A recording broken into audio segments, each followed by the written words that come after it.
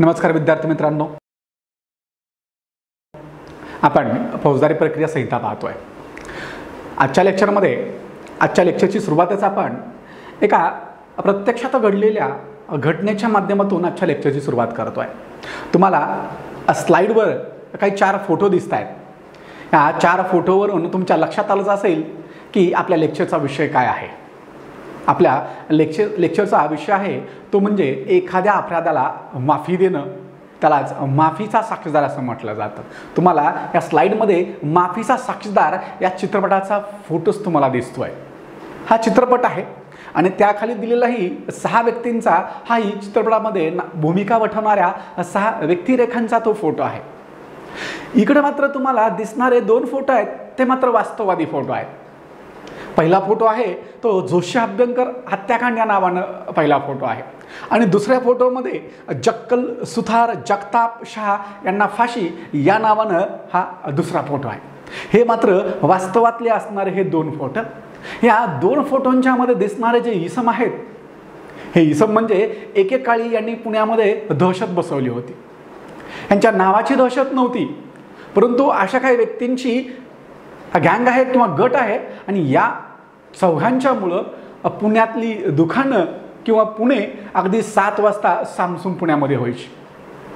अगदी पुण्यामध्ये गजबजलेल्या भागामध्ये सुद्धा 7 नंतर कोणी दिसेनास, कोणी एकही व्यक्ती दिसायचा नाही.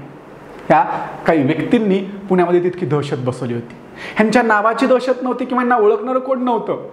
अज्ञात व्यक्तींच्या नावानं ही दहशत होती आणि अज्ञात व्यक्ती म्हणजे हे 4 चौघं होते. माफीचा साक्षीदार नावाचा ह्या चौघांनी ज्या घटना घडून आणल्या होत्या त्या घटनावर आधारित असणारा हा माफीचा साक्षीदार नावाचा चित्रपट देखील 1986 मध्ये प्रदर्शित झाला होता. नाना पाटेकर यांनी या चित्रामध्ये ह्या प्रत्यक्षातल्या घडलेल्या घटनांचा जो मास्टरमाइंड होता, राजेंद्र जक्कल त्याचं नाव. ह्या राजेंद्र जक्कलची अतिशय खुनशी प्रवृत्ता आणि तितकाच शांत डोक्याचा असणारा हा राजेंद्र जक्कल. याच्याबाबत ह्या राजेंद्र जक्कलबाबत एक किस्सा सांगितला जातो की यानं एक लोखंडी सळई घोरपडीच्या मानेमध्ये घुसवली आणि घोरपडीच्या मानेमध्ये ही सळई घुसल्यानंतर घोरपड अर्धमेली झाली. घोरपडीच्या मणक्यांना छिद्र पाडलं आणि छिद्र पाडून हा घोरपडीचा उष्ण रक्त पिणारा थंड डोक्याचा हा राजेंद्र जक्कल. आणि हाच सगळा या राजेंद्र जक्कल नावाचा हाच इसम ह्या सगळ्या घटनाक्रमामागं पाठीमागं मास्टरमाइंड होता. आणि हत्याकांड होती 2 गाजलेली पुण्यामधली. ती 2 हत्याकांड म्हणजे जोशी अभ्यंकर हत्याकांड आणि या 2 हत्याकांडांच्यामुळे सायंकाळी 7 नंतर पुण्यामध्ये सामसूम दिसायची. लोक रस्त्यावर यायला देखील घाबरत असायचे. काय होतंय जोशी अभ्यंकर हत्याकांड? नेहमी हे शब्द प्रयोग उच्चारताना जोडून उच्चारले जातात. जोशी अभ्यंकर खून खटला. हे दोन्ही कुटुंब वेगवेगळे आहेत. ह्यातलं पहिलं आहे ते अच्युतराव जोशी यांचं कुटुंब. ह्या अच्युतराव जोशी यांच्या कुटुंबामधील काही व्यक्तींचा खून झाला होता. या अच्युतराव जोशी यांच्या प्रकरणामध्ये काय घडलं होतं? अच्युतराव जोशी खून खटल्यामध्ये ह्या खुनाच्या अपराधामध्ये अच्युतराव जोशी यांच्या घरामध्ये सायंकाळी 7च्या वेळी काही लोक घरात घुसले आणि घरात घुसून ह्या अच्युतराव जोशी यांचा गळा आवळून खून करण्यात आला. त्यांच्या पत्नीलाही ठार मारण्यात आलं. ह्या दोघांना ठार केलं. घरातले मौल्यवान दागिने आणि रोख रक्कम घेतली. तेवढ्यात घराची बेल वाजली. त्यांचा मुलगा देखील घराघरी आला. या चौघांनी दार उघडलं आणि दार उघडल्यानंतर जेव्हा त्यांचा मुलगा घरामध्ये आला त्याचा देखील गळा आवळून खून करण्यात आला. आणि तिघांचेही खून एकाच पद्धतीनं करण्यात आले होते. नायलांच्या दोरीनं गळा आवळून यांचे खून करण्यात आले होते. दुसऱ्या दिवशी वर्तमानपत्रामध्ये फोटोसह बातमी आली. अच्युतराव जोशी पत्नी आणि त्यांच्या मुलांचा खून. सायंकाळी 7 वाजता घडलेली ही घटना. काही दिवस लोटले तोच आणखीन एक घटना घडली. पुण्यातले एक श्रीमंत व्यक्ती बाफना असं त्यांचं आडनाव. त्यांच्याही घरी हे लोक पोचले. 4-5 लोक पोचले आणि या 4-5 लोकांनी त्यांच्याही घरी चोरी करण्याचा प्रयत्न केला. त्या घरामध्ये असणाऱ्या नोकराचा गळा आवळून नायलॉनच्या दोरीनं गळा आवळून खून करण्याचा प्रयत्न केला. परंतु त्या नोकरानं आरडाओरडा केल्यामुळं आजूबाजूच्या लोकांनी ओरड सुरुवात केली. तेवढ्यात बाहेर जो निरीक्षणाकरता एक इसम उभारला होता. त्या इसमानं घरामध्ये दगड टाकला, काच फुटली, ह्यांना इशारा मिळाला, सगळे पळून गेले. नोकराचा जीव वाचला. ह्या घटनेतून चोरी मात्र घडली नाही, चोरीचा प्रयत्न मात्र इथं घडला. काही दिवस लोटते तोच पुन्हा हे काशीनाथ शास्त्री अभ्यंकर हे संस्कृतचे गाडे अभ्यासक यांच्या घरी सायंकाळी 7 वाजता काही मुलं अभ्यासाकरता किंवा काही प्रश्न विचारण्याकरता येणार होते. रात्री 8:30च्या सुमारास हे 4-5 जण ह्या काशीनाथ शास्त्री अभ्यंकर यांच्या घरी पोहोचले. दार उघडून आतमध्ये गेल्यानंतर बाकीच्या लोकांनी देखील घरामध्ये प्रवेश केला. सुरुवातीला प्रवेश एकट्यानंच केला, बाकीचे लोकही घरात पोहोचले. वेळ होती सायंकाळी 8:30ची. आणि या 8:30 वाजता ह्या पहिल्यांदा ह्या काशीनाथ शास्त्री अभ्यंकर यांचा खून करण्यात आला. स्वयंपाकघरामध्ये त्यांची पत्नी आणि मोलकरीण होत्या, त्या दोघींचाही खून करण्यात आला. घरामध्ये यांची 2 नातवंड होती, त्या दोघांचाही खून करण्यात आला. एकूण ह्या अभ्यंकर यांच्या कुटुंबातील 5 व्यक्तींचा बळी गेला होता. आणि या घटना घडतायत, ह्या 3 घटना घडल्या. 3 घटना घडल्यानंतर आणि याही घटनेमध्ये असं घडलं होतं की नायलांच्या दोरीनंच गळावळून खून झाला होता. दुसऱ्या दिवशी ह्या अभ्यंकर कुटुंबाची वर्तमानपत्रामध्ये त्या घटनास्थळावर जे मृतदेहाचे फोटो होते त्या मृतदेहांच्या फोटोसह वर्तमानपत्रामध्ये बातमी आली. पहिल्याही प्रकरणामध्ये वर्तमानपत्रामध्ये बातमी आली होती. आणि या दोन्ही प्रकरणामध्ये एक आणखीन साम्य होतं की त्या ठिकाणी सुगंध येत होता. दुसऱ्या दिवशी ज्या दिवशी पोलीस त्या ठिकाणी पोहोचले त्या दिवशी तिथं सुगंध येत होता, जणू काही कोणीतरी अत्तर शिंपडले. आणि खरंच त्या ठिकाणी ह्या आरोपींनी हा अपराध केल्यानंतर डॉग स्क्वॉडला, कुत्र्याला त्यांचा मार्ग काढता येऊ नये या उद्देशाने त्या ठिकाणी अत्तर शिंपडलं होतं. 3 घटना झाल्या. 3 घटनेनंतर चौथी घटना पुण्यातल्या बंड गार्डन जवळ येरवड्याजवळ नदीपात्रामध्ये एक मृतदेह तरंगताना आढळून आला. हा इसम होता अनिल गोखले. हा अनिल गोखलेचा देखील खून झाला होता. त्याचा देखील गळावळून खून झाला होता. त्याचाही गळा नायलांच्या दोरीनं चावळला होता म्हणे. त्याच्या अंगावर अत्तर शिंपडलं होतं आणि त्याचा मृतदेह लोखंडी शिडीला बांधून नदीपात्रामध्ये टाकून दिला होता. ह्या 4 घटनांनी सगळं पुणे हादरून सोडलं होतं. आणि सगळ्या घटनांच्या मध्ये एक साम्य होतं की प्रत्येक ठिकाणी अत्तर शिंपडलं होतं आणि खून करताना एकच पद्धत वापरली होती, नायलांच्या दोरीनं गळावळून खून करणं. अगदी ह्या 4 घटनांनी 1.5 वर्षामध्ये घडलेल्या ह्या घटना जोशींच्या कुटुंबातील 3 व्यक्ती, अभ्यंकरच्या कुटुंबातील 5 व्यक्ती 8 झाले आणि अनिल गोखले नावाचा हा 9वा इसम. ह्या 9 व्यक्तींच्या खुनांच्यामुळं सगळं पुणे हादरून सुटलं होतं. आणि हा सगळा घटनाक्रम घडला. आणि हा घटनाक्रम घडल्यानंतर मग पोलिसांच्यावर ह्या गुन्ह्याचा तपासाचा दबाव होता. आणि गुन्ह्याचा तपास करता करता पोलिसांच्या एक गोष्ट अशी लक्षात आली की या प्रकरणामध्ये ज्या दिवशी जोशी आणि अभ्यंकर यांच्या हत्या झाल्या होत्या, दुसऱ्या दिवशी ज्या दिवशी पोलिसांना ही घटना कळली होती त्या दिवशी पत्रकारांना तिथं प्रवेश दिला नव्हता, फोटो काढण्यास मनाई करण्यात आली होती. तरी देखील त्या घटनास्थळाचे फोटो वर्तमानपत्रामध्ये छापून कसे आले हा मोठा कुतूहलाचा विषय होता. आणि हाच धागा यातल्या तपास करणाऱ्या पोलीस अधिकाऱ्यांना पकडला. राजेंद्र हाच धागा ह्या पोलीस अधिकाऱ्यांनी पकडला. याच वेळी कोल्हापूरने एक माहिती अशी मिळाली की कोल्हापूरच्या पोलीस ठाण्यामध्ये एक तक्रार दाखल करण्यात आली होती की काही लोकांनी त्यांच्याकडे सोनं विक्रीसाठी आले होते, सोनं घ्यायला नकार दिला म्हणून सोनाराला दमदाटी करण्यात आली होती. आणि मग त्या सोनारानं दिलेलं वर्णन, बापणाच्या कुटुंबातल्या त्या नोकरांनी दिलेलं वर्णन, हे सगळं वर्णन एकमेकांशी जुळत होतं. याचाच अर्थ की बापणाच्या कुटुंबामध्ये ज्या लोकांनी चोरी करण्याचा प्रयत्न केला होता ते लोक आणि कोल्हापूरला दागिने विक्रीसाठी गेलेले लोक हे एकच होते हे आता खात्री पडली होती. पण ते कोण होते हे मात्र पोलिसांना लक्षात येत नव्हतं. आणि मग या 5 जणांच्या टोळीमधला एक व्यक्ती मात्र आता ह्या 5 जणांची जी टोळी होती ह्या 5 पैकी 4 लोक मात्र ह्या अनिल गोखले नावाच्या ह्या व्यक्तीच्या खुनाची चौकशी करायला पोलीस ठाण्यामध्ये येत होते. काय येत होते? हे 4 लोक येत होते.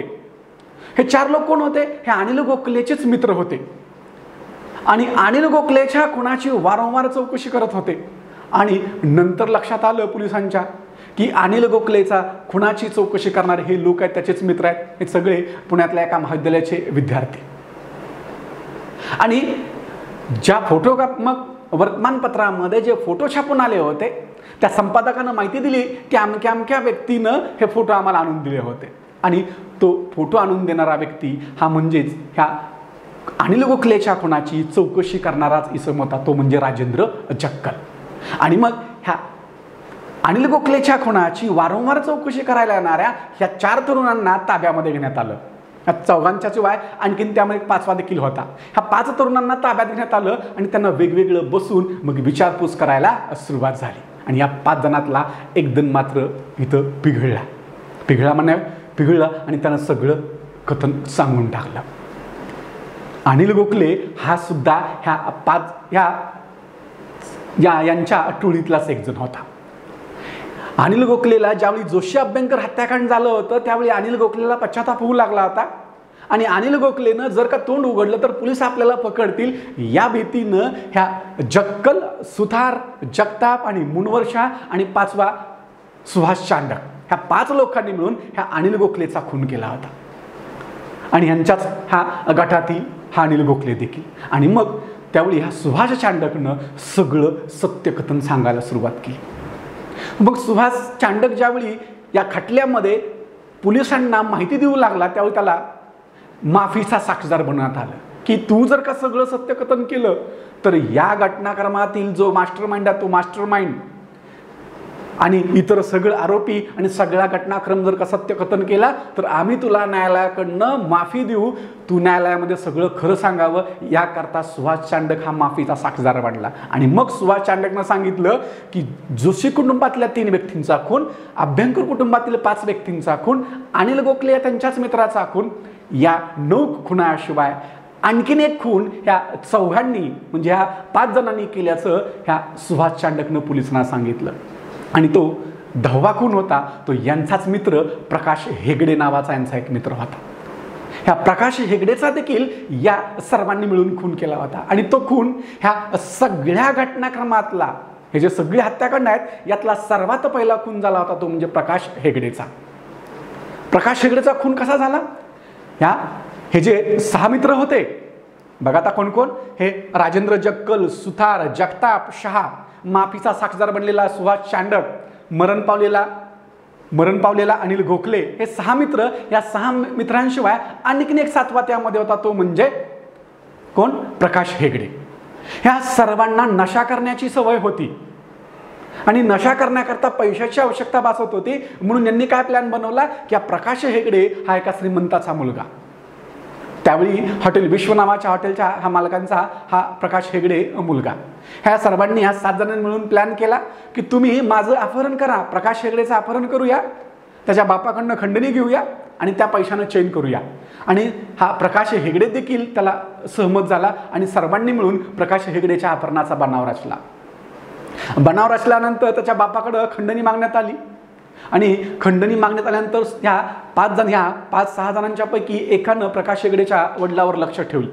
तो पैसे देखील द्यायला झाला होता, पण पैसे देत असतानाच प्रकाश हेगडेनं पोलिसांच्याकडे तक्रार दिली होती.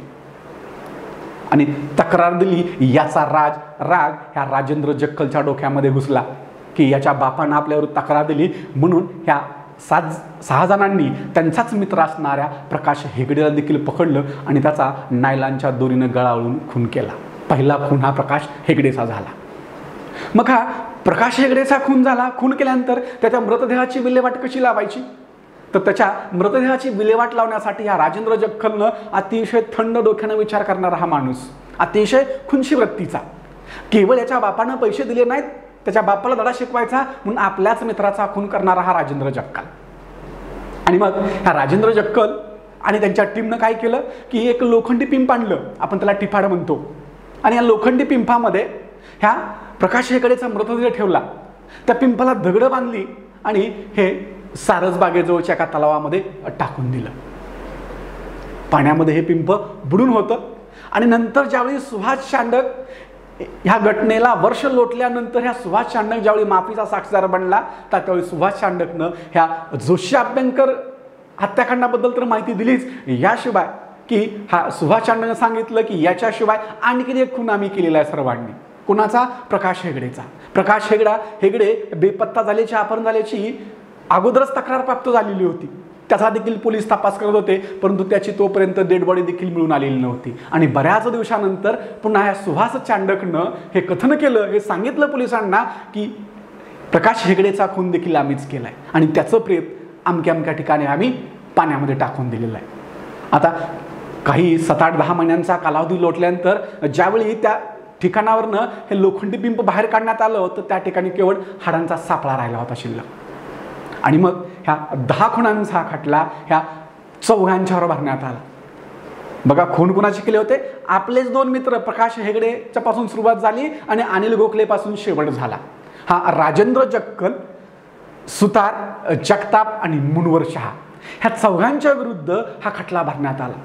आता सुहास चांडक देखील ह्या 4घांच्या सोबत सामील होता, पण सुहास चांडकला काय केलं? माफीचा साक्षीदार बनवण्यात आलं की तू सगळं सत्य कथन कर, आम्ही तुला सत्य कथन करण्याच्या अटीवर शिक्षा भोगण्यापासून सुटू देतो. याकरता सुहास चांडकला माफीचा साक्षीदार बनवण्यात आलं. न्यायालयामध्ये हा खटला सुरू झाला. 1978ला हा खटला उभारला. 1983ला अगदी 1978ला खटला उभारल्यानंतर ह्या खटल्यामध्ये पुण्यातल्याच न्यायालयामध्ये एका कोर्टामध्ये हा खटला सुरू झाला. आणि त्यावेळचे जे न्यायाधीश होते त्या न्यायाधीशाने सांगितलं की या 4घांना जगण्याचा अधिकार अजिबात नाही. इतकी पाषाण हृदयी आणि कठोर माणसं, अशा माणसांना जगण्याचा कोणताही अधिकार नाही. या 4घांनाही न्यायाधीशांनी फाशीची शिक्षा सुनावली. प्रकरण हायकोर्टाकडे गेलं. या प्रकरणामध्ये हायकोर्टानं त्यांच्या फाशीच्या शिक्षेला तात्काळ मान्यता दिली. मान्यता दिल्यानंतर यांनी दयेचा अर्ज केला. दयेचा अर्ज सुद्धा यांचा नाकारण्यात आला. आणि तोपर्यंत हे 4घही कुठं होते? ह्या पुण्यातल्या येरवडा जेलमध्ये कारावासात होते. याच दरम्यानच्या काळामध्ये नाना पाटेकर यांनी अभिनय केलेला एक चित्रपट माफीचा साक्षीदार ह्या 4घांच्याच ह्या जो सगळा घटनाक्रम बघितला, ह्या घटनाक्रमावर आधारित असणारा हा माफीचा साक्षीदाराचं चित्रपट करण्याचं ठरलं. नाना पाटेकर यांनी हा राजेंद्र जक्कल हा खुंची प्रवृत्तीचा, शांत डोक्याचा, थंड डोक्याचा इसम याचा अभिनय करण्यासाठी, याची भूमिका वठवण्यासाठी नाना पाटेकर यांनी पुण्याच्या येरवडा कारागृहामध्ये सुद्धा गेले होते. क्या वागतो कसा, बोलतो कसा, त्याची लकब कशी आहे, चालण्याची, वागण्याची आणि बोलण्याची. अतिशय खुंची प्रवृत्तीचं असणारं हे पात्र म्हणजे राजेंद्र जक्कल. आणि ह्या सगळ्यांचा मास्टरमाइंड तोच होता. 1983ला यांचा माफीचा, दयेचा अर्ज देखील फेटाळण्यात आला. दया कोणत्याही प्रकारे दाखवण्यात आली नाही. आणि महाराष्ट्रामध्ये एकाच वेळी 1983ला ह्या 4 लोकांना पुण्याच्या कारागृहामध्ये फाशीची शिक्षा अंमलबजावणी आकारण्यात आली. सुहास चांडकला मात्र या 4घांचा आणखीन एक साक्षीदार, 5वा साथीदार कोण? सुहास चांडक. ह्या सुहास चांडकला मात्र माफीचा साक्षीदार बनवण्यात आलं. त्यानं न्यायालयामध्ये ह्या आरोपींच्या विरोधात साक्ष दिली आणि त्याला मात्र या प्रकरणामध्ये दोषी न ठरवता त्याला शिक्षा झाली नाही. ह्या 4घांना मात्र दोषी ठरवून त्यांना फाशीची शिक्षा झाली होती. आता महाराष्ट्रामध्ये हे गाजलेलं प्रकरण, त्यातल्या मुनवर शहा नावाचा जो आरोपी होता त्यानं एक पुस्तक लिहिलं, यस आय एम गिल्टी. होय, आम्ही दोषी आहोत. येस आय एम गिल्टी, मी दोषी आहे असं पुस्तकही लिहिलं. पण त्या पुस्तकामध्ये त्यानं त्याला कसं खोटेपणानं ओढण्यात आलं हेच त्यात नमूद केलं. या संदर्भात जर का तुम्हाला ह्या जोशी अभ्यंकर किंवा राजेंद्र जक्कल हे शब्दप्रयोग जरी तुम्हाला गुगलवर टाकले तर तुम्हाला सगळा घटनाक्रम वाचायला सुद्धा मिळेल. पुण्याला हादरून सोडणारं हे हत्याकांड होतं. आता आपल्याला फौजदारी प्रक्रिया संहितेमध्ये याच्याबाबत काय शिकायचं आहे? जसं सुहास चांडकला इथं माफीचा साक्षीदार बनवण्यात आला, या सुहास चांडक देखील ह्या जोशी अभ्यंकर खून खटल्यामध्ये प्रकाश हेगडेचा खून आणि अनिल गोखलेचा खून, ह्या सगळ्या खुनांच्या मध्ये ज्याला माफी देण्यात आली, ज्याला सोडण्यात आलं, तो त्या सुहास चांडकचा देखील ह्या अपराधामध्ये समावेश होता. मग त्याला अशा प्रकारे माफी देता येते काय? एखाद्या आरोपीचा गुन्हा माफ करता येतो काय? हा आपल्या आजच्या लेक्चरचा विषय आहे. सुहास चांडकला ह्या खटल्यामध्ये माफीचा साक्षीदार बनवण्यात आलं आणि त्याला जी झालेली शिक्षा, त्याला त्या गुन्ह्यामध्ये दोषी न ठरवता, त्याच्या विरुद्ध खटला न चालवता फिर्यादी प्रॉसिक्युशन पक्षाच्या वतीनं त्याला साक्षीदार बनवण्यात आलं. मग अशा प्रकारे एखाद्या व्यक्तीला माफीचा साक्षीदार बनवता येतं काय? कायद्यामध्ये माफीचा साक्षीदार हा शब्दप्रयोग आहे काय? आपल्या लेक्चरमध्ये आज आपण हेच बघणार आहोत. जर का तुम्हाला यूट्यूबवर हा माफीचा साक्षीदार नावाचा नाना पाटेकर यांचा चित्रपट आहे, त्यातलं बरंचसं कथानक ह्या जे आपण बघितलेलं घटनाक्रम आहे त्या घटनाक्रमाशी मिळतं जुळतं आहे, पण यातल्या पात्रांची नावं बदलण्यात आलेली आहे, त्यात थोडंसं मॉडिफिकेशन देखील करण्यात आलेलं आहे. सेन्सॉर बोर्डामुळं या घटनाक्रमातील काही बदल देखील आपल्याला विचारात घेऊन हे चित्रपट बघावा लागेल. पिक्चर जुना आहे, 1986ला हा चित्रपट रिलीज झाला होता, म्हणजे आजपासून जवळपास 37-38 वर्षापूर्वी. थोडासा आवाज वगैरे खराब येतो, पण जर का एक अभ्यासाचा विषय म्हणून जर या दृष्टिकोनातून जर का बघितला तर चांगला इंटरेस्ट निर्माण होईल. फक्त फॉरवर्ड करत न बघता शांतपणे शेवटपर्यंत बघत जावा. आता आपला विषय आहे तो सुभाष चांडक.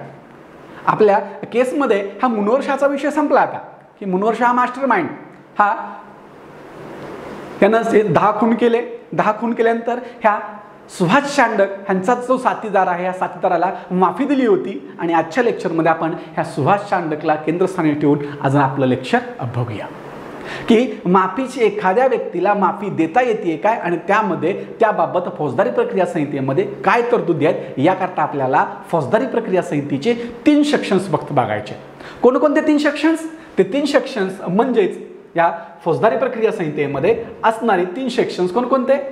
कलम 306, कलम 306, कलम 307 आणि कलम 308 हे सेक्शन्स म्हणजे आपल्या आजच्या लेक्चरचा भाग. क्रमाक्रमानं यातला कंटेंट आपण समजून घेऊया. या फौजदारी प्रक्रिया संहितामध्ये कलम 306 ते कलम 308 मध्ये ह्या माफीच्या साक्षीदाराबाबत तरतूद करण्यात आलेली आहे. अगोदर आपण आता जे प्रकरण बघितलं, आता जे इन्सिडेंट आपण बघून घेतला होता, त्या इन्सिडेंटमध्ये ह्या सुभाष चांडकला माफीचा साक्षीदार बनवण्यात आलं. मग सुभाष चांडकला माफीचा साक्षीदार बनवत असताना कशाचा आधार घेतला होता? ह्या फौजदारी प्रक्रिया संहिता 1973 या अधिनियमामध्ये ह्या माफीच्या साक्षीदाराची तरतूद करण्यात आलेली आहे. कोणत्या कलमामध्ये आहे? तर त्याकरता कलम 306, कलम 307 आणि कलम 308 या 3 कलमांच्या मध्ये एखाद्या प्रकरणामध्ये माफीचा साक्षीदार करण्याबाबत तरतूद करण्यात आलेली आहे. आता माफीचा साक्षीदार कोणत्या प्रकरणात करता येईल? मग त्या प्रकरणांची नावं देखील त्या प्रकरणांच्या बाबत देखील तरतूद करण्यात आलेली आहे. सगळ्याच अपराधांच्या बाबतीमध्ये माफीचा साक्षीदार बनवता येत नाही. माफी साक्षीदार कोणत्या खटल्यात करता येतो? की ज्या खटल्यातील अपराधाला, कोणत्याही एखाद्या अपराधाला 7 वर्षापर्यंत कारावास किंवा त्यापेक्षा जास्त कारावासाची शिक्षा नमूद केलेली आहे, अशा अपराधांच्या खटल्याच्या बाबत या माफीच्या साक्षीदाराची तरतूद करण्यात आलेली आहे. त्या खटल्यातील अनेक आरोपींच्या पैकी एखाद्या आरोपीला माफीचा साक्षीदार करता येतं. याशिवाय फौजदारी सुधारणा अधिनियम 1952 याखाली नियुक्त केलेले जे न्यायाधीश असतात, या अधिनियमाखाली नियुक्त केलेले जे विशेष न्यायाधीश असतात, या विशेष न्यायाधीशांच्याकडून जे चालवणारे खटले असतात, त्या खटल्यात देखील हा माफीचा साक्षीदार बनवण्यात येतो. मग या 1952च्या फौजदारी विधी सुधारणा अधिनियमानुसार नियुक्त केलेले जे न्यायाधीश आहेत त्यांच्याकडे कोणकोणते खटले चालवले जातात? उदाहरणार्थ भ्रष्टाचार प्रतिबंधक अधिनियम 1988. उदाहरण आपण फक्त घेतलंय की या विशेष न्यायाधीशांच्या समोर ह्या भ्रष्टाचार प्रतिबंधक कायद्यातील जे अपराध आहेत त्या अपराधांची ट्रायल ह्या 1952च्या फौजदारी विधी सुधारणा अधिनियमाप्रमाणे नियुक्त केलेल्या न्यायाधीशांच्या समोर हे खटले चालवले जातात. आणि मग त्याही खटल्यामध्ये या फौजदारी प्रक्रिया संहितेच्या कलम 306 ते कलम 308 मध्ये तरतूद केलेले हे जे माफीचा साक्षीदार आहे तो माफीचा साक्षीदार बनवण्यात येतो. मग माफीचा साक्षीदार बनवत असताना त्याला काय अट वगैरे काय घातली जाते का? मगाशी सांगितलं होतं की सुभाष चांडकला अट घालण्यात आली होती. काय अट? की त्यानं त्या प्रकरणाचा जो म्होरक्या आहे, जो मास्टर माइंड आहे, किंवा त्या अपराधाच्या घटना आहेत, अपराधाचे प्रसंग आहेत, अपराधाची परिस्थिती आहेत, त्याबाबत सगळी परिस्थिती कथन करण्याच्या, सत्य कथन करण्याच्या अटीवर या व्यक्तीला माफी दिली जाते. माफी कशापासून? त्या व्यक्तीच्या विरुद्ध अन्य आरोपींच्या सोबत जो आरोप ठेवलेला असतो किंवा जो अपराध केल्याचा त्यांनी अपराध केल्याबाबत जो आरोप त्यांच्यावर असतो, त्या अपराधाकरता न्यायालयामध्ये त्यांना जी होणारी शिक्षा आहे ती शिक्षा भोगण्यापासून त्याला सूट दिली जाते. त्याला सूट दिली जाते. कोणत्याही प्रकारच्या कारावासाची शिक्षा त्याला दिली जाणार नाही. मग किती प्रमाणात वगैरे निम्मी वगैरे काय कमी करतात का? असं काही नाही आहे. ज्या कोणत्या व्यक्तीला माफीचा साक्षीदार केलं जातं त्याला त्या ज्या अपराधाकरता माफी देण्यात आलेली आहे त्या अपराधाकरता असलेली संपूर्ण शिक्षा माफ केली जाईल. त्याला कोणत्याही प्रकारची शिक्षा दिली जात नाही. अगदी द्रव्यदंड देखील करता येत नाही. ह्या सुभाष चांडक आणि राजेंद्र जक्कल व इतर 3 व्यक्ती ह्या 5 जणांच्या विरुद्ध हा गुन्हा दाखल करण्यात आला होता. 10 लोकांचा खून त्यांनी केला होता. मग ह्या खुनाच्या अपराधाकरता जी शिक्षा होणार आहे बाकीच्या 4 व्यक्तींना जगताप, जक्कल, शहा, मुनवर शहा या 4 लोकांना न्यायालयानं फाशीची शिक्षा ठोठावली. सुभाष चांडकला काही शिक्षा झाली का? नाही. सुभाष चांडकला कोणत्याही प्रकारची शिक्षा झाली नाही. मग ही माफी देत असताना ज्यावेळी एखाद्या व्यक्तीला अशा प्रकारे अट गाठली जाते की त्यानं सत्यकथन करण्याच्या अटीवर त्याला माफी दिली जाते आणि न्यायालयामध्ये मग त्याची साक्ष नोंदवून घेतली जाते. आणि ज्यावेळी एखाद्या व्यक्तीला अशा प्रकारे माफी देऊ केली जाते त्यानं ती माफी त्याला बळेच दिली जात नाही, त्याच्यावर जबरदस्ती करता येत नाही. त्या आरोपीनं त्या व्यक्तीनं ती माफी स्वीकारावी लागते. आणि माफी स्वीकारल्यानंतर मग न्यायाधीश त्या संबंधित खटल्याच्या कामकाजामध्ये तशी नोंद करतात की सदरच्या प्रकरणातील आरोपी नामे अमुक अमुक याला माफी देऊ करण्यात आली आणि त्यानं ती माफी सत्यकथन करण्याच्या अटीवर त्याला ही माफी देण्यात आली आहे, त्यानं त्याचा स्वीकार केला. आणि जर का त्या आरोपीनं न्यायालयाकडे मागणी केली की ही जी टिप्पण करण्यात आलेलं आहे, ही जी नोंद करण्यात आली ह्या नोंदीची प्रत त्याला मिळावी अशी मागणी जर त्यानं केली तर त्या नोंदीची प्रत त्याला दिली जाते. आणि मग ह्या आरोपी जर का कारावासामध्ये असेल तर त्याला कारावासात त्याची रवानगी केली जाते. जर का जामीनवर मोकळा असेल तर त्याला जामीनवर सोडलं जातं. मग ज्यावेळी एखाद्या व्यक्तीनं ही माफी स्वीकारलेली असते त्या माफी स्वीकारलेल्या व्यक्तीनं ज्या दंडाधिकाऱ्यांच्या समोर हे प्रकरण त्यानं आलेलं आहे, ज्या दंडाधिकाऱ्यांच्या समोर त्यानं ही माफी स्वीकारलेली आहे त्या दंडाधिकाऱ्यासमोर ह्या आरोपीची आता साक्ष तपासणी होते. मग कोणत्या दंडाधिकाऱ्यासमोर? आता बघा, कोणताही अपराध घडल्यानंतर त्या अपराधाचे काही टप्पे बनतात. उदाहरणार्थ अपराधाचा तपास हा पोलिसांच्याकडे असतो आणि न्यायालयाकडे काय येतं? न्यायालयाकडे त्या अपराधाची इन्क्वायरी किंवा चौकशी आणि जर का त्या अपराधामध्ये दोषारोपपत्र दाखल झालं असेल, पोलिसांच्याकडनं तपास केल्यानंतर न्यायालयाकडे दोषारोपपत्र दाखल झालं असेल तर ते दोषारोपपत्र दाखल झाल्यानंतर खटल्याची ट्रायल न्यायालयाकडनं चालवली जाते. मग यापैकी कोणत्या टप्प्यामध्ये ह्या आरोपीला माफी देऊ करता येते तेही या कलम 106 मध्ये स्पष्ट केलेलं आहे की जेव्हा एखाद्या अपराधाचा तपास सुरू असतो किंवा अपराधाची ट्रायल सुरू असते किंवा चौकशी सुरू असते यांच्या कोणत्याही टप्प्यावर जिल्ह्यामध्ये नेमलेला मुख्य न्यायदंडाधिकारी किंवा एखाद्या महानगरामध्ये नेमलेला महानगर न्यायदंडाधिकारी त्या खटल्याच्या बाबतीमध्ये जो कोणता आरोपी आहे त्या आरोपी व्यक्तीला माफीचा साक्षीदार करू शकतात. आणि दुसरे एक न्यायाधीश सांगितलेत ते म्हणजे JMFC, त्यालाच आपण प्रथम वर्ग न्यायदंडाधिकारी म्हणतो. हे प्रथम वर्ग न्यायदंडाधिकारी त्या खटल्याच्या किंवा चौकशीच्या कोणत्या टप्प्यावर माफी देऊ शकतात? चौकशी किंवा ट्रायल सुरू असताना कोणत्याही टप्प्यावर माफी देऊ शकतात.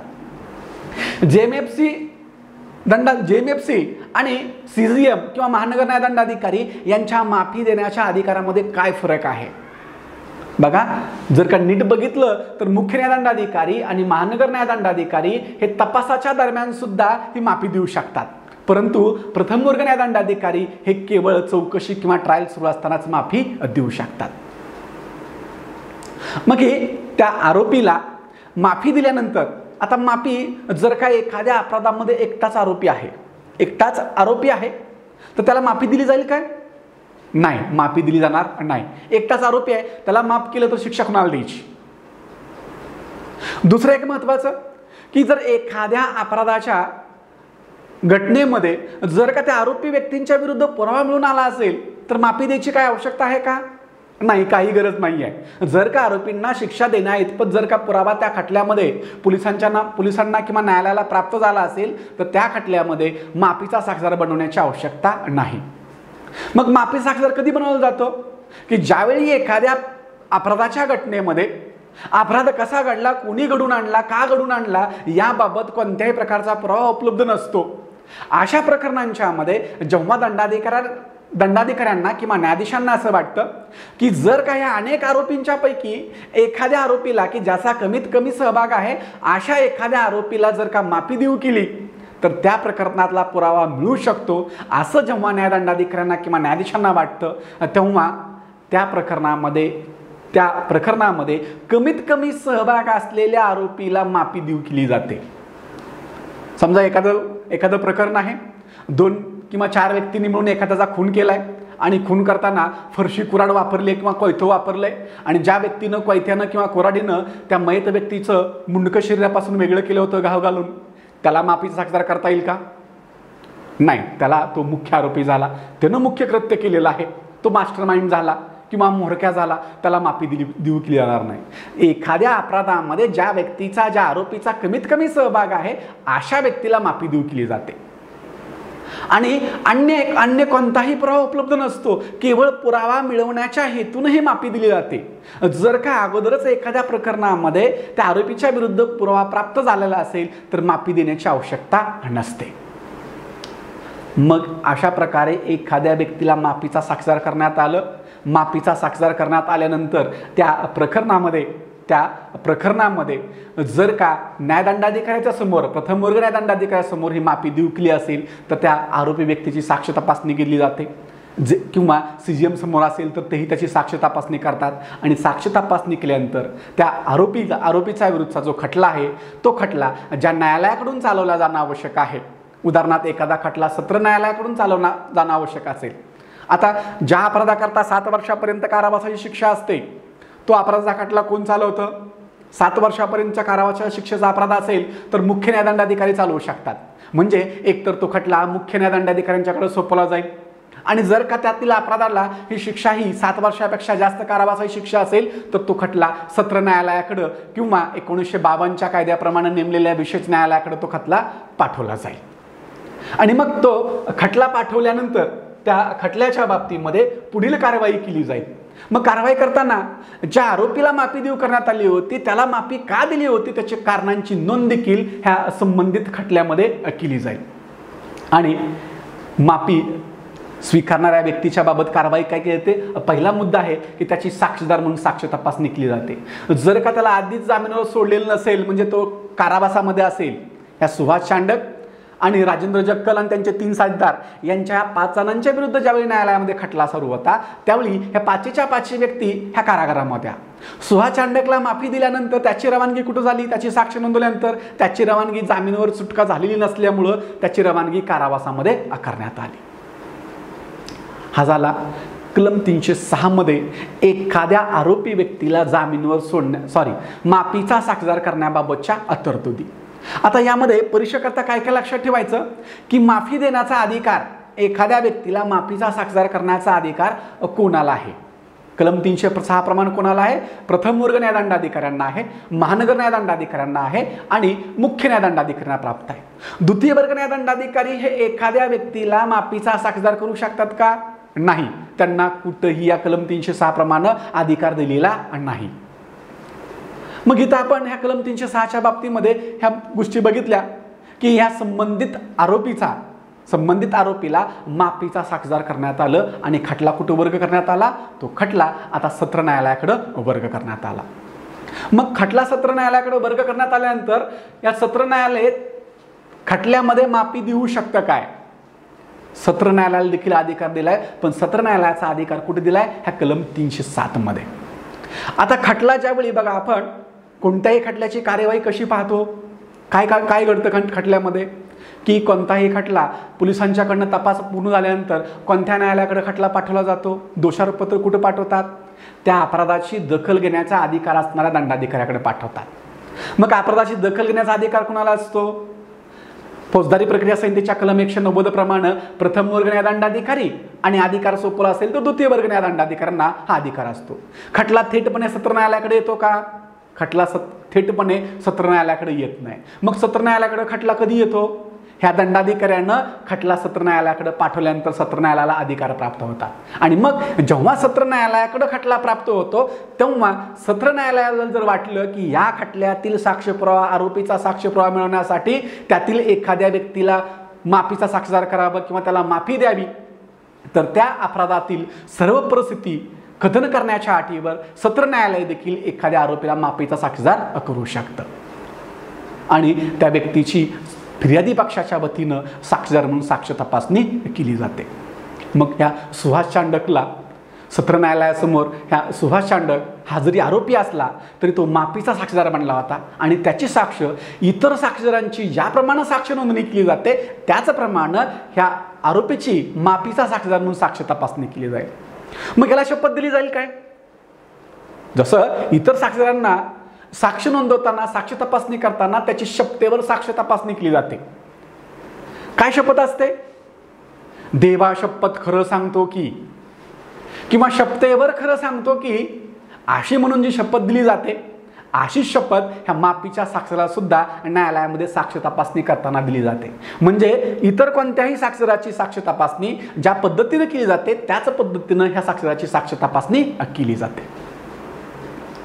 मग साक्षीदाराची साक्ष तपासणी करत असताना ऐनवेळी ह्या साक्षीदारानं जर का न्यायालयामध्ये त्याला जी घातलेली अट आहे, कोणती अट?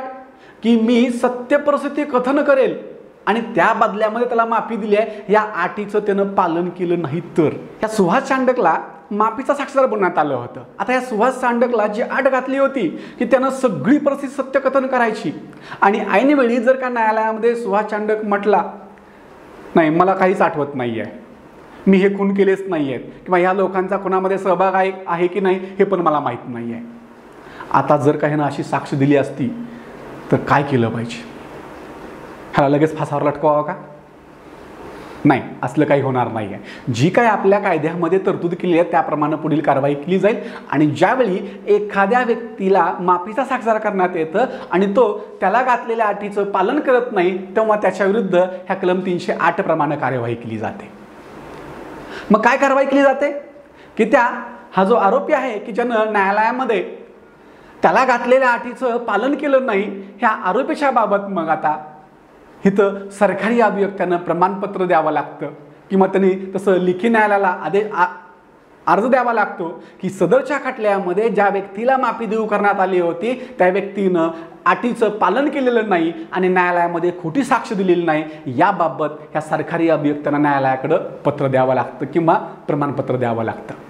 आणि मग सरकारी अभियोक्त्यानं ह्या पत्र दिल्यानंतर किंवा अर्ज दिल्यानंतर आता ह्या ज्या माफीच्या साक्षीदारानं त्याला घातलेल्या अटीचं पालन केलं नाही आता त्याच्या विरुद्ध कारवाई सुरू होईल.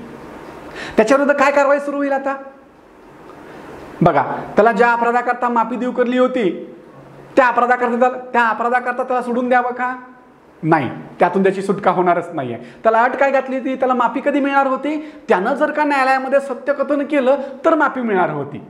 आता मात्र याला माफी मिळणार नाही. त्याच्या विरुद्धचा मूळचा अपराध होता, त्या मूळच्या अपराधाकरता त्याच्या विरुद्ध तो खटला चालवला जाईल आणि जर का त्याच्या विरुद्ध पुरावा मिळून आला तर तो दोषी किंवा निर्दोष, दोषी किंवा अन्य कारवाई होईल. दुसरा एक मुद्दा की न्यायालयामध्ये त्यानं खोटी साक्ष दिली आहे की अगोदर सत्यकथन करण्याच्या अटीवर त्याला माफी देऊ केली होती. त्यानं सत्यकथन करायचं होतं पण न्यायालयामध्ये काय करतो? तो खोटं सांगतो. आता न्यायालयामध्ये खोटी साक्ष दिल्यावरून आणखीन एक खटला त्याच्या विरुद्ध भरला जाईल, म्हणजे एकावर एक फ्री. मूळचा जो अपराध केला होता त्या खटल्याबद्दल तर शिक्षा त्याला होणारच आहे आणि आता न्यायालयात खोटी साक्ष दिली म्हणून देखील त्याच्या विरुद्ध खटला भरला जाणार आहे. पण हा खटला भरत असताना मात्र एक तरतूद केलेली आहे की आरोपीत आता ज्या व्यक्तीला माफीचा साक्षीदार करण्यात आलं होतं त्या व्यक्तीनं न्यायालयामध्ये त्या अटीचं पालन केलं नाही म्हणून मूळच्या अपराधाकरता त्याच्याविरुद्ध खटला भरायचा आहे. आता मूळच्या अपराधाकरता खटला चालवत असताना त्या मूळच्या ज्या अपराधातील जे आरोपी आहेत त्यांच्या समवेत मात्र या आरोपीचा खटला चालवला जाणार नाही, तो खटला स्वतंत्रपणे चालवला जाईल. हा मुद्दा लक्षात येतोय का? की मूळचा अपराध त्याच्यावर जो आहे त्या अपराधातील जे आरोपी आहेत त्यांच्यासोबत एकत्रपणे ह्या आरोपीची ट्रायल चालवली जाणार नाही. ह्या आरोपीबाबत आता स्वतंत्रपणे खटला चालवला जाईल. आणि दुसरा एक मुद्दा, महत्त्वाचा मुद्दा, की त्यानं जर का खोटी साक्ष दिल्याबाबत खटला चालवायचा असेल तर त्याबाबत उच्च न्यायालयाच्या परवानगीशिवाय त्या व्यक्तीच्या विरुद्ध खटला चालवला जाणार नाही. आता बघा, एखाद्या आरोपीनं की ज्या आरोपीनं न्यायालयामध्ये त्याला जी घातलेली अट होती की सत्यकथन करायचं, ते सत्यकथन न करता त्यानं न्यायालयात खोटी साक्ष दिली म्हणून मूळच्या अपराधाकरता आणि न्यायालयात खोटी साक्ष दिल्याच्या अपराधाकरता दोन्ही करता ह्या एकट्या आरोपीवर जो माफी साक्षीदार बनला होता त्या आरोपी विरुद्ध हा खटला सुरू केला जाईल. मग हा खटला सुरू करत असताना त्यानं जे अगोदरच्या दंडाधिकाऱ्यासमोर जी साक्ष तपासणी दिली होती की अमक्या प्रकरणामध्ये मला हे या बाबी माहीत आहेत, जी माफी देत असताना त्यानं जी साक्ष दिली होती, साक्ष तपासणी केली होती, तो जबाब दिला होता, तो जबाब आता त्याच्या विरुद्ध वापरता येतो. त्या जबाब त्यानं सांगितलेलं असतं की आम्ही अमक्या इस्माला उचलला, तमक्या ठिकाणी नेऊन ठेवला, हातपाय बांधले, बापाला फोन केला, पैसे मागितले, पैसे दिले नाहीत, मग त्याचा आम्ही गळा दाबून खून केला, त्याचं प्रेत अमक्या लोखंडी टिपाडामध्ये घालून त्याला दगड बांधून अमक्या ठिकाणी नेऊन टाकून दिलं.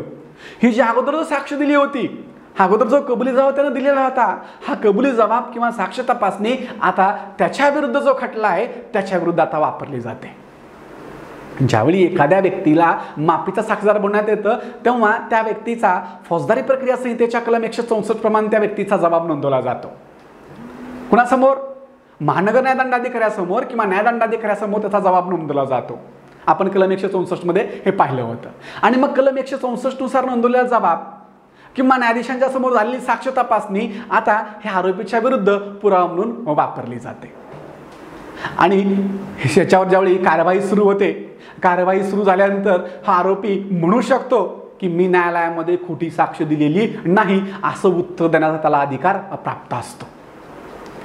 कोणत्याही व्यक्तीला त्यानं अपराध केला आहे हे कबूल करावं ही तर अपेक्षित नाही आहे. तो त्याला उत्तर देऊ शकतो की मी न्यायालयामध्ये खोटी साक्ष दिली नाही असं तो उत्तर त्या ठिकाणी देऊ शकतो. आणि मग त्या आरोपीच्या विरुद्ध हा खटला सुरू होतो. आणि खटला सुरू झाल्यानंतर न्यायाधीश त्याला विचारणा करतात की तुला खोटी साक्ष दिली नाही याबाबत तुला काही उत्तर द्यायचं आहे काय. त्याला विचारणा केली जाते, त्याचं उत्तर विचारात घेतलं जातं आणि त्याच्यावरची कार्यवाही सुरू होते. आणि मग त्या आरोपीच्या विरुद्ध हा खटला चालवला जातो. कोणता? मूळच्या अपराधाकरता असणारा जो खटला आहे तोही खटला चालवला जाईल आणि न्यायालयामध्ये खोटी साक्ष दिली याबाबतचा हा खटला चालवला जाईल. मग त्या खटल्यामध्ये साक्षपुरावा नोंदवून घेतला जाईल. आता साक्षपुरावा नोंदवून घेत असताना ह्या ज्या माफीच्या साक्षीदारानं ज्या अटींचा भंग केलाय त्याबाबत सर्वात मोठा पुरावा त्याच्या विरुद्ध काय असतो की त्यानं दंडाधिकाऱ्यासमोर दिलेला कबुली जबाब 164 खाली नोंदवलेला कबुली जबाब हा त्याच्या विरुद्ध अतिशय महत्त्वाचा पुरावा असतो आणि हा पुरावा त्याच्या विरुद्ध या केसमध्ये वापरता येतो. आणि मग दोन्ही पक्षाचा, फिर्यादी पक्षाचा, प्रॉसिक्युशन पक्षाचा आणि बचाव पक्षाचा म्हणजे आरोपी पक्षाचा दोन्हींचा साक्ष पुरावा घेतला जातो. आणि यापूर्वी आपण जी सत्र न्यायालयासमोर किंवा एखाद्या दंडाधिकाऱ्यासमोर वारंट खटला चालवण्याची जी कार्यपद्धती आहे त्या कार्यपद्धतीप्रमाणे खटला चालवला जातो आणि त्या खटल्यामध्ये मग न्यायनिर्णय दिला जातो.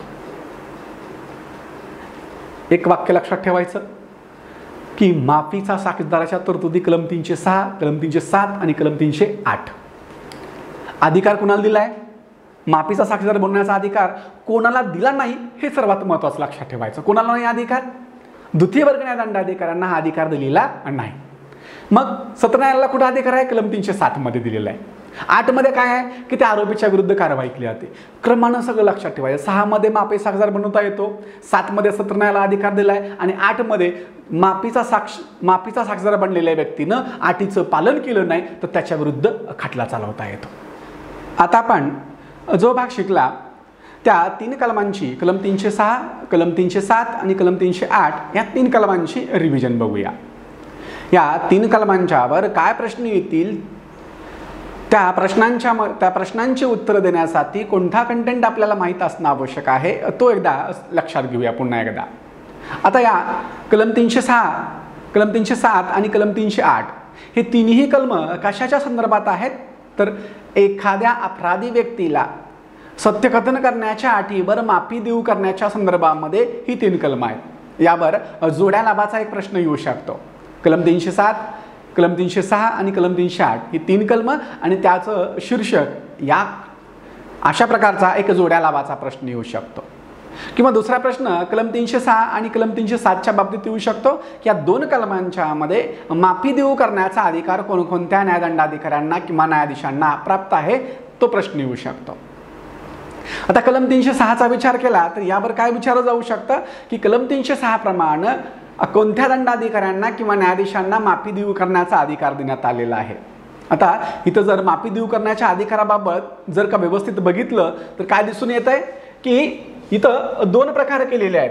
कोणकोणते 2 प्रकार केलेले आहेत की या कलम 306 मध्ये पहिला मुद्दा असा केलेला आहे की या कलम 306च्या पोटकलम 1 मध्ये तरतूद केलेली आहे की माफी देऊ करण्याकरता एक पहिलं मुख्य न्यायदंडाधिकारी किंवा महानगर न्यायदंडाधिकारी हे माफी देऊ शकतात.